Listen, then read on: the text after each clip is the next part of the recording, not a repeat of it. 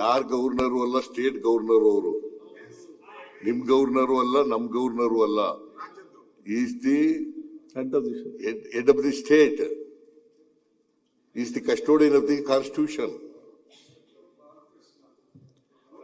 ಈಗ ನಿಮ್ಮ ಗವರ್ನರು ಅಲ್ಲ, ನಮ್ ಗವರ್ನರು ಅಲ್ಲ, ರಾಜ್ಯದ ಗವರ್ನರು. ಮಾತಾಡಿ, ಯಾಕೆ ಕೂತ್ಕೊಂಡು ಮಾತಾಡಿದ್ರಿಲ್ಲ? ಈ ಸರ್ಕಾರ ಮೈ ಗವರ್ಮೆಂಟ್ ಅಂತ ಹೇಳೋದು ಅದು ತಪ್ಪೇನಲ್ಲ. Because it is his government only.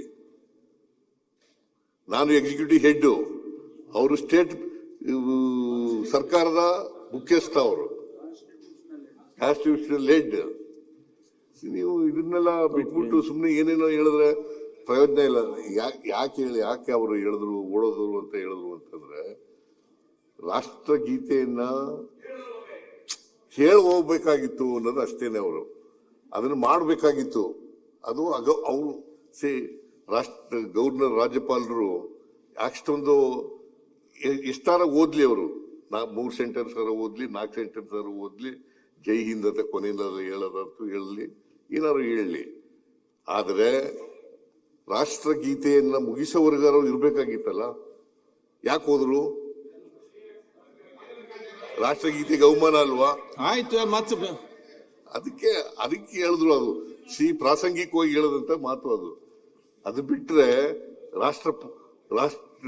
ರಾಜ್ಯಪಾಲರು ಓಡೋದ್ರು ಅಂತ ಹೇಳಲಿಲ್ಲ. ಅವರು ಕೇಳಪ್ಪ, ಇಲ್ಲಿ ಚರ್ಚೆ ಮಾಡಬೇಡಿ ಇವ್ರೆ, ಅವ್ರು ಒಪ್ಕೊಂಡ್ಬಿಟ್ಟಿದ್ದಾರೆ. ಒಪ್ಕೊಳ್ಳಿ, ಕೂತ್ಕೊಳ್ರಿ. ಇಲ್ಲಿ ಕಾಂಟ್ರವರ್ಸಿ ಆಗ್ತದೆ.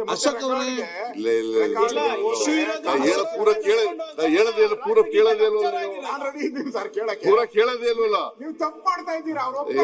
ತಪ್ಪು ಮಾಡ್ತಾ ಇಲ್ಲ, ಅವರು ಒಪ್ಕೊಂಡಿದ್ದಾರೆ, ನಿಜ ಹೇಳೋದು ನಿಜ ಅಂತ ಹೇಳಿದ್ದಾರೆ. ಅವರು ರಾಜ್ಯಪಾಲರು ರಾಷ್ಟ್ರಗೀತೆ ಮುಗಿಯುವವರೆಗೂ ಇರ್ಬೇಕಾಗಿತ್ತು, ಅಷ್ಟರಲ್ಲಿ ಓದಿದ್ದಾರೆ ಅಂತ ಹೇಳಿದ್ದಾರೆ. ಓಡೋದ್ರು ಅಂತ ಹೇಳಿದ್ರೆ ಸರ್, ಆಯ್ತಪ್ಪ, ಓಡೋದ್ರು ಅಂತ ಹೇಳಿದಾರೆ. ಅದು ಓನ್ ಮಾಡಿದಾರಲ್ಲ ಅವರು. ಸರಿನಾ? ರಾಷ್ಟ್ರಗೀತೆ ಮಾಡದೆ ಹುಟ್ಟೋದ್ರೆ ಏನಂತ ಹೇಳ್ಬೇಕು? ಯಾರು ಒತ್ತಬೇಕಾಗಿದ್ದು ಬಟನ್? ರಾಷ್ಟ್ರಗೀತೆ ಕೇಳಿದ್ರೆ ಹುಟ್ಟೋದ್ರೆ ರಾಜ್ಯಪಾಲರು ಕಸ್ಟೋಡಿಯನ್ ನಿಮ್ ಕಂಟ್ರೋಲ್ ತಾನೆ. ಕಸ್ಟೋಡಿಯನ್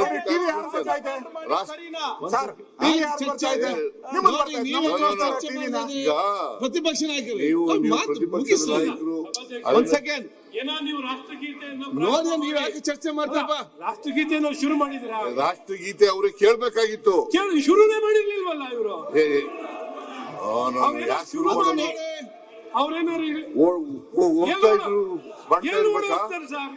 ಅವ್ರ ಏಜಿಗೆ ಎಲ್ಲರೂ ಓಡೋಕ್ಕಾಗತ್ತಾ?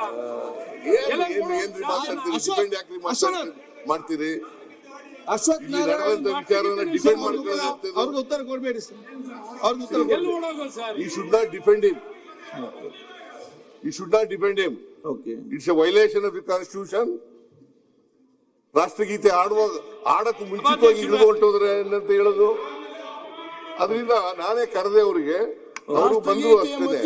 ಅವರು ಇನ್ನೂ ಮುಂದಕ್ಕೆ ಹೊರಟೋಗಿದ್ರು, ನಾನು ಹಿಂದ್ಗಡೆ ಓಡದೆ ನಾನು ಕೂಡ. ಗ್ಯಾರಂಟಿ ನ್ಯೂಸ್, ಸುದ್ದಿ ಖಚಿತ, ನ್ಯಾಯ ನಿಶ್ಚಿತ.